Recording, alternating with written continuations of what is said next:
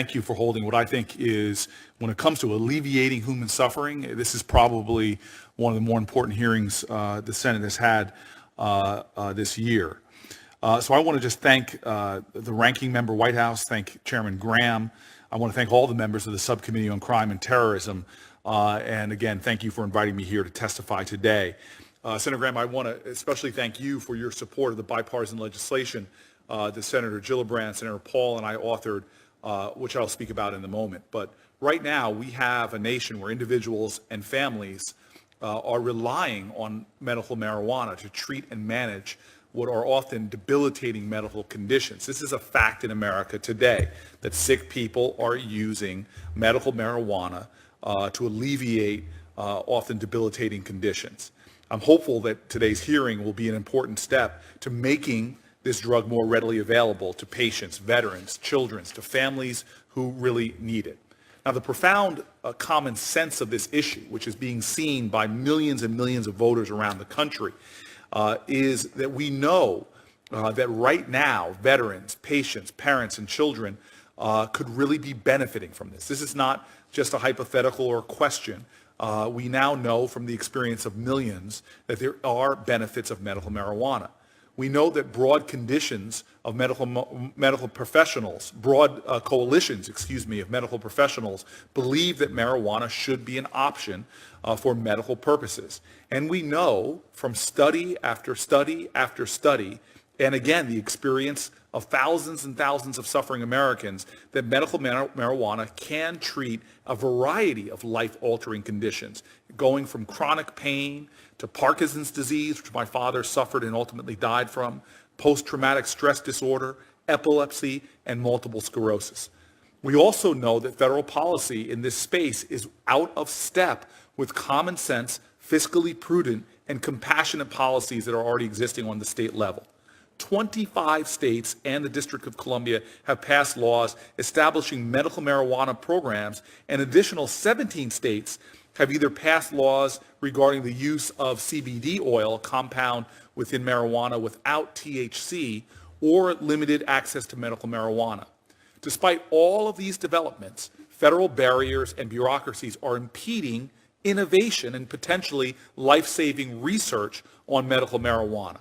We must end the classification of marijuana as a Schedule I drug, meaning that it lacks no medicinal value, no medical value whatsoever, and it has a high potential for abuse.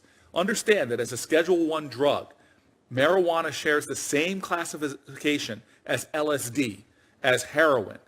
This actually defies logic and common sense. In fact, we are in the midst of an opioid abuse epidemic, when even highly addictive and dangerous opioids are not listed as Schedule I, they're actually listed as Schedule II drugs, while leaving marijuana as a Schedule I drug.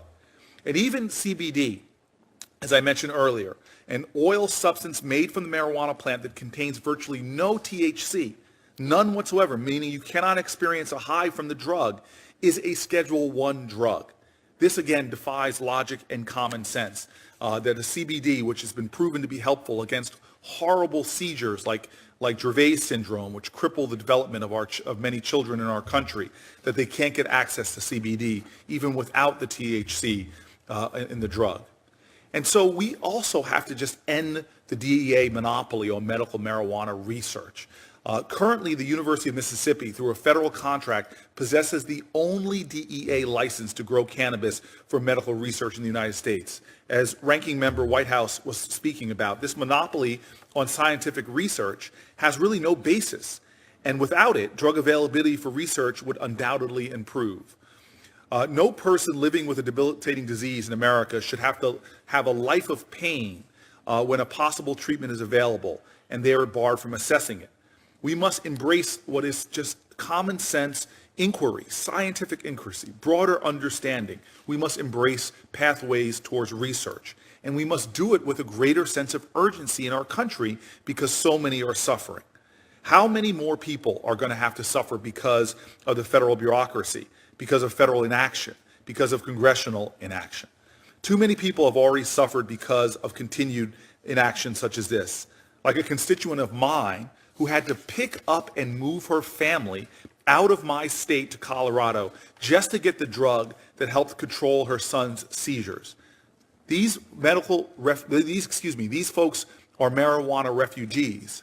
And to make matters worse, people using medical marijuana to treat debilitating illnesses and pain may be obeying a state's law, but they're violating federal law, which is a catch-22 that puts themselves and their families at a great risk of prosecution and incarceration. There are so many stories like my constituents, and as long as there are, we cannot rest until we find a remedy to this problem. We must put an end to what is not only an abuse of common sense, but sheer madness in the face of the suffering that's going on in our country. We must treat our citizens with the respect that they deserve. And so we have a bill, the Compassionate Access to Research Expansion and Respect States Act, the CARES Act, which is comprehensive, it is rational, and it should become law. The bill would, among other provisions, lift barriers on marijuana treatment for patients and families. Under current law, our veterans are banned from getting the medical treatment they so desperately need to relieve their pain, even if they're in states that allow medical marijuana. Too many parents are unable to get the medical treatment their children need. Highly trained professionals, doctors and scientists, are unable to prescribe and recommend drugs that they know could alleviate suffering for their patients. And otherwise law-abiding citizens, like many in my state, are fearful of unnecessary, expensive, and life-disrupting litigation. What our bill would do is reschedule marijuana from Schedule 1 to Schedule 2 to accepted medical use. Allow states to import CBD, recognized treatment for epilepsy and seizures. It would provide veterans access to prescribed medical marijuana in certain states. And it would permit financial services and banking for marijuana dispensaries, and finally expand opportunities for research, which would allow experts to test the drug to understand the effects of the drug and how it can be best utilized. Americans are struggling with these life-altering conditions. They deserve federal laws that are fair and compassionate, not ones that add additional burdens on research and science, as well as add to the extreme stress many patients and families face. We as a nation are better than this. We as a nation, we are instead a nation that seeks to help and not hinder, heal and not hurt. We must change these laws. It is time to fix our broken drug policy that lacks compassion for those in pain. It's time for Congress to support abundant research. It is time to allow states, medical professionals, scientists to make these decisions that are rooted in facts and evidence. The CARES Act would move our country forward, end senseless barriers to medical research, and help countless individuals gain access to the care they need. And so I urge this committee and encourage this committee in the pathway that you've taken to take up these issues and to work to pass the CARES Act.